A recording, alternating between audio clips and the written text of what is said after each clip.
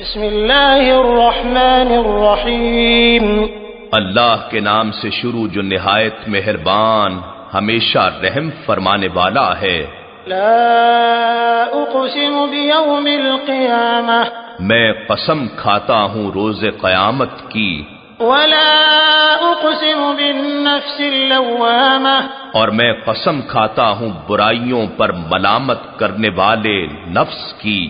ایحسب الانسان ان لن نجمع عظامہ کیا انسان یہ خیال کرتا ہے کہ ہم اس کی ہڈیوں کو جو مرنے کے بعد ریزہ ریزہ ہو کر بکھر جائیں گی ہرگز اکٹھا نہ کریں گے؟ بلا قادرین علی ان نسوی بنانہ کیوں نہیں، ہم تو اس بات پر بھی قادر ہیں کہ اس کی انگلیوں کے ایک ایک جوڑ اور پوروں تک کو درست کر دیں۔ بل یرید الانسان لیفجر امامہ بلکہ انسان یہ چاہتا ہے کہ اپنے آگے کی زندگی میں بھی گناہ کرتا رہے۔ یسأل ایان یوم القیامہ وہ بانداز تمسخر پوچھتا ہے کہ قیامت کا دن کب ہوگا؟ فَإِذَا بَرِقَ الْبَصَرُ وَخَسَفَ الْقَمَرُ وَجُمِعَ الشَّمْسُ وَالْقَمَرُ پھر جب آنکھیں چندھیا جائیں گی اور چاند اپنی روشنی کھو دے گا اور سورج اور چاند اکٹھے بے نور ہو جائیں گے، يَقُولُ الْإِنسَانُ يَوْمَئِذٍ أَيْنَ الْمَفَرُ اس وقت انسان پکار اٹھے گا کہ بھاگ جانے کا ٹھکانہ کہاں ہے؟ كَلَّا لَا وَزَرُ ہرگز نہیں، کوئی جائے پناہ نہیں ہے۔ إِلَى رَبِّكَ يَوْمَئِذٍ الْمُسْتَقَرُ اس دن آپ کے رب ہی کے پاس قرار گاہ ہوگی۔ يُنَبَّأُ الْإِنسَانُ يَوْمَئِذٍ بِمَا قَدَّمَ وَأَخَّرَ اس دن انسان ان اعمال سے خبردار کیا جائے گا جو اس نے آگے بھیجے تھے اور جو اثرات اپنی موت کے بعد پیچھے چھوڑے تھے۔ بل الانسان على نفسه بصيرة ولو القى معاذيره بلکہ انسان اپنے احوال نفس پر خود ہی آگاہ ہوگا اگرچہ وہ اپنے تمام عذر پیش کرے گا۔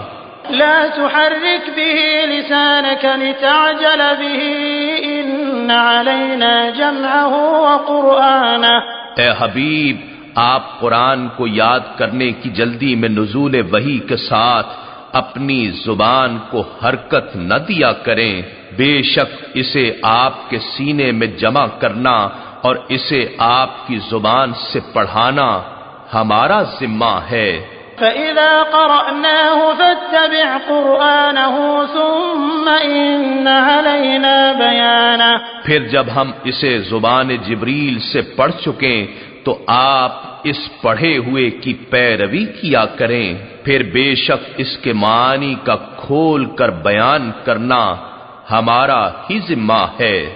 كَلَّا بَلْ تُحِبُّونَ الْعَاجِلَةَ وَتَذَرُونَ الْآخِرَةَ حقیقت یہ ہے اے کفار، تم جلد ملنے والی دنیا کو محبوب رکھتے ہو اور تم آخرت کو چھوڑے ہوئے ہو۔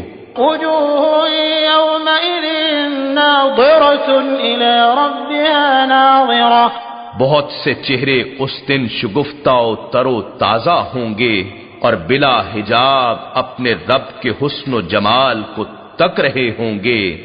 ووجوه يومئذ باسرة تظن أن يفعل بها فاقرة اور کتنے ہی چہرے اس دن بگڑی ہوئی حالت میں مایوس اور سیاہ ہوں گے، یہ گمان کرتے ہوں گے کہ ان کے ساتھ ایسی سختی کی جائے گی جو ان کی کمر توڑ دے گی۔ كلا إذا بلغت التراقي وقيل من راق نہیں، جب جان گلے تک پہنچ جائے اور کہا جا رہا ہو کہ اس وقت کون ہے جھاڑ پھونک سے علاج کرنے والا جس سے شفا یابی کرائیں۔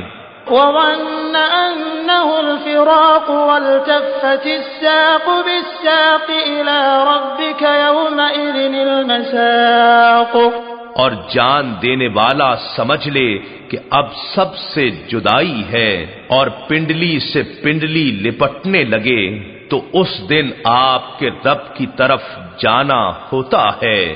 فلا صدق ولا صلى ولكن كذب وتولى۔ تو کتنی بد نصیبی ہے کہ اس نے نہ رسول صلی اللہ علیہ وآلہ وسلم کی باتوں کی تصدیق کی نہ نماز پڑھی، بلکہ وہ جھٹلاتا رہا اور روح گردانی کرتا رہا۔ ثم ذهب إلى أهله يتمطى أولى لك فأولى ثم أولى لك فأولى۔ پھر اپنے اہل خانہ کی طرف اکڑ کر چل دیا، تمہارے لیے مرتے وقت تباہی ہے، پھر قبر میں تباہی ہے، پھر تمہارے لیے روز قیامت ہلاکت ہے، پھر دوزخ کی ہلاکت ہے۔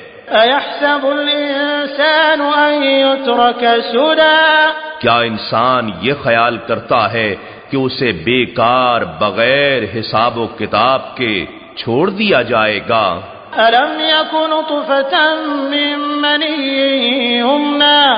کیا وہ اپنی ابتدا میں منی کا ایک قطرہ نہ تھا جو عورت کے رحم میں ٹپکا دیا جاتا ہے؟ ثم كان علقة فخلق فسوى۔ پھر وہ رحم میں جال کی طرح جمع ہوا ایک معلق وجود بن گیا، پھر اس نے تمام جسمانی اعضاء کی ابتدائی شکل کو اس وجود میں پیدا فرمایا، پھر اس نے انہیں درست کیا۔